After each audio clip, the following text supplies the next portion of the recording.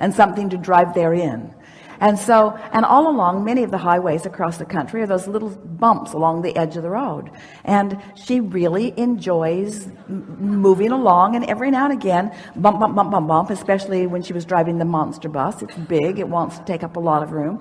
Bump, bump, bump, bump, bump, bump, bump. And she never took it as an indictment of her morality. She never took it as an indication of her worthiness. She took it as an indication, keep going in this trajectory and you're going off the road. Guidance. Just guidance. Guidance that is easy to correct from. And that's what your emotions are. That's even what all manifestations are about. Just guidance to help you to correct the trajectory. But you do it with the power of your mind, and you mold it by caring about the way you feel. Something more? Did we get there? Yes. I guess related to that is falling out of an airplane. Your analogy with falling out of an airplane. I do that pretty well. And well, we like that analogy. If you haven't heard it, and if you haven't heard it, where have you been? Because it's the analogy that we use the most. But it's like our physical friends say, Abraham, I have fallen out of an airplane and I have no parachute. What do you suggest I do now? And we say, hang on, it will be over in a little bit. And that's momentum, isn't it? That's right. It. And so sometimes there is a trajectory that you haven't practiced what you really want enough, and so that trajectory is going to play itself out. And will continue to play itself out until you replace it with a different trajectory. But the thing that we so want you to understand is that you don't have to dig down and get to the bottom of those negative trajectories. In fact, there is no bottom. Because the more you try to figure out what's gone wrong, the more the universe will reveal to you more evidence that it is going wrong. Law of attraction is just that way. And so if you will accept that there's no bottom, and so you will stop trying to get to the bottom of it, but instead just take the negative emotion as the indicator, and then at the next best opportunity, reach for a good feeling thought. And what we're saying to you today is, in many cases, not every case, in many cases, the next best opportunity is when you first awaken tomorrow morning. But it's a long time to wait. Yes. But it is the next best opportunity.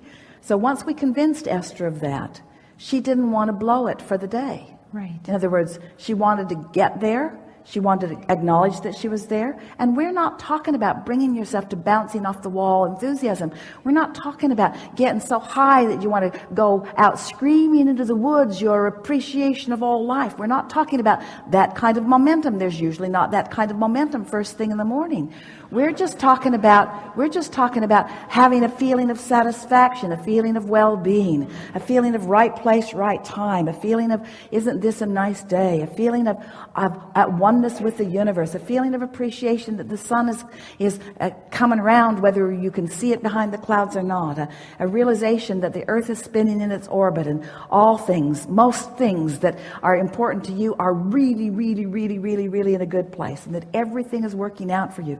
Just make those general statements to yourself. Find someone who's easy to love and focus on them, or find something that you really appreciate and focus on that, or find something that doesn't have much dynamic in either case and just focus on that. In other words, sometimes Esther will just take a notebook and draw a room and move furniture around in the room just to see how it looks on paper, just for fun. Not for any reason except that as soon as she gets back to the property, there's a desk she wants to move into the guest house because it would be much more comfortable. She realizes there's no place to really get ready in the guest house, and there's a guest there with no place to really get ready. And so she got out her notebook and had the best time just drawing a place for a guest to get ready in the guest house. You see what we're getting at? Mm-hmm. Now, it might not seem like life-changing things, but anything that occupies your mind in a way that feels good to you means you're in vibrational alignment with source energy. So you can hold yourself steadily on things that don't feel very important to you, and in that steady place of non-resistance about things that don't feel very important to you, insight comes about things that do feel very important to you. But you can't get to very important things that really feel good to you from an awareness of the very important things that you want are not happening. In other words, there's too much of a vibrational gap, where if you start in the middle, not feeling particularly bad or good, and reach for feelings of satisfaction, as you maintain that sort of momentum, what begins to happen is thoughts begin to flow. And isn't life made up of day-to-day lifetime experiences? Aren't they the conversations? Isn't it the day-to-day movement that makes up the majority of your life? Don't you really want this moment to be one of satisfaction rather than distress? Don't you want this moment to be one of clarity rather than confusion? Don't you want to feel humorous? Don't you want to feel lighthearted about life and about others? Don't you want to feel eager about what you're doing or interested in your day? Don't you want to feel interested in whatever it is that you're watching on television or reading about? Don't you just love the feeling of energy moving? Don't you know those feelings that we're talking about? And we're wanting to remind you that this is Source reading with you, Source watching with you, Source speaking with you, Source creating with you. In other words, you're just not happy doing it alone, and yet you have relegated yourselves to doing it alone because somebody's convinced you that you got to prove your worthiness, which means you got to get off in the corner by yourself and you got to prove what you're made of, which means you got to prove how much you're willing to suffer in order to get to the good stuff. And we say, you don't get to the good stuff through suffering. You get to the good stuff through savoring. You get to the good stuff through reaching for thoughts that feel good to you. So the fact that even a couple of times or more than that a day that I'm falling out of an airplane again, I don't need to get irritated with myself. I can just say, here I am. And maybe every time I can catch it a little sooner so that I can maybe not fall all the way down to the ground. Well stated. You just get better and better at this. And as our friend was talking about this being tethered to this high-flying disc, we want you to understand this bungee cord is really resilient.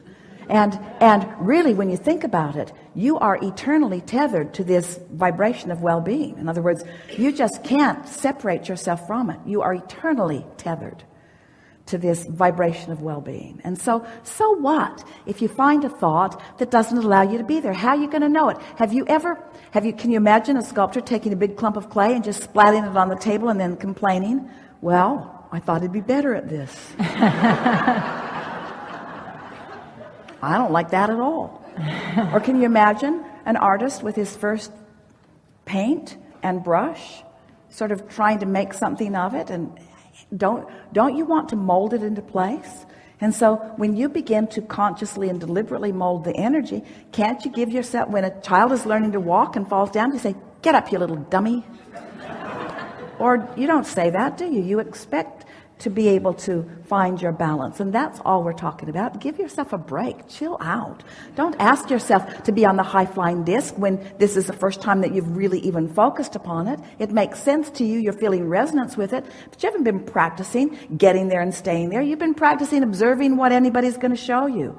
And you've been trying to gravitate toward things that feel good. That's why you choose the friends you choose and the programs you watch and the books you read. We know that you are wanting to guide your life. You've just never guided it with this sort of infinitesimal care and attention and understanding. But you've never understood about vibration before. You've never understood about the power of leverage that comes from alignment. And now that you are understanding that, you can't go back. Jerry and Esther used to say quite often, we should change the disclaimer that you sign that lets you know that you're going to be recorded, maybe videotaped, and it might show up somewhere. And by the way, you can't go back.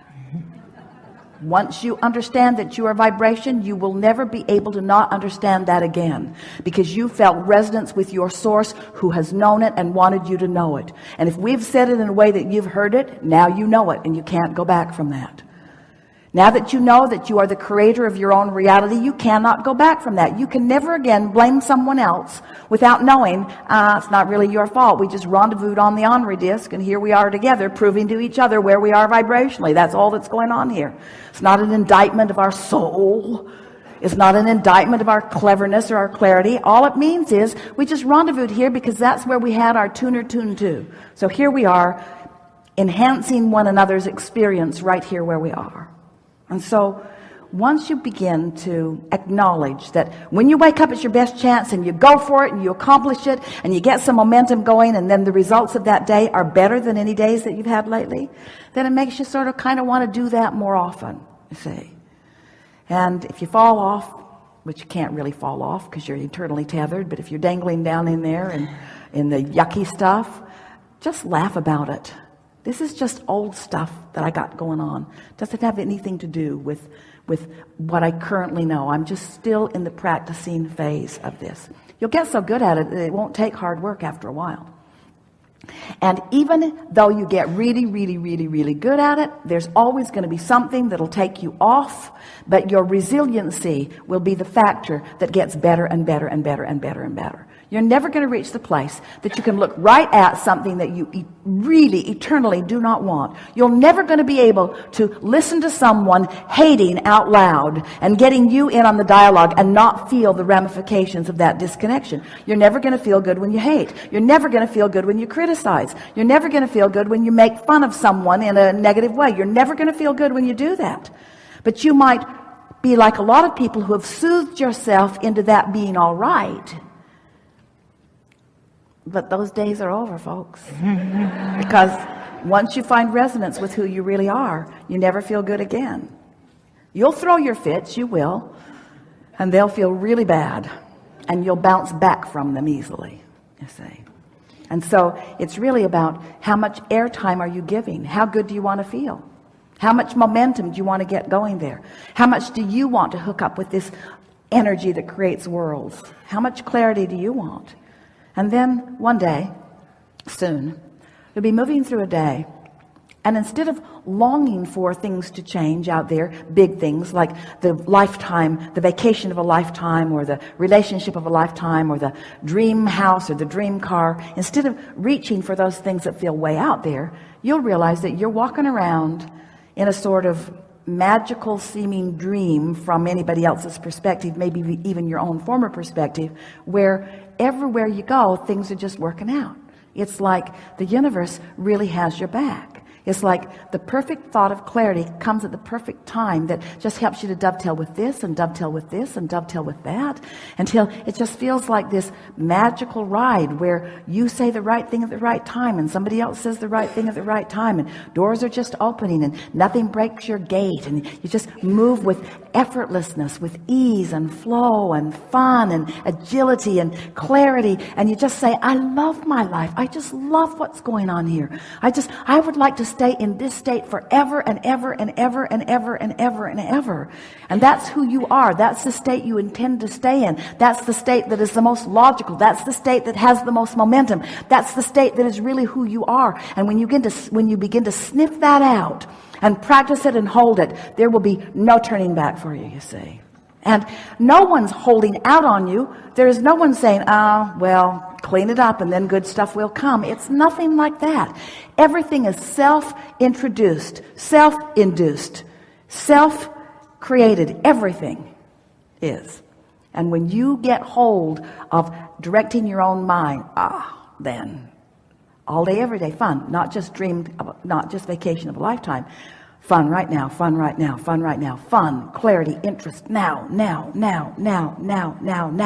when that momentum gets going, you'll be knocked over at the cleverness of the universe to keep you interested all day, every day. And you put yourself in your bed at night and you think, oh man, can it get any better than this? And you hear a resounding yes from the universe. Yes, not only can it, it is. Just wait till tomorrow. If you like today, just wait till tomorrow. And you wake up with expectation, see what's out there. And there it is, and there it is, and there it is. In the eyes of that person, and the smile of that person, the conversation of that person, and the insight flowing into your own mind, the rendezvousing that you begin doing with infinite intelligence as it's flowing through physical and non-physical alike all around you. And you say, now I get what life is about.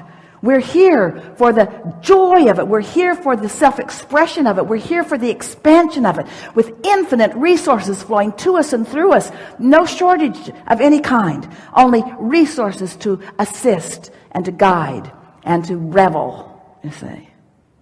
Life's good. Life's really good. Thank you. Thank you very much. Really good.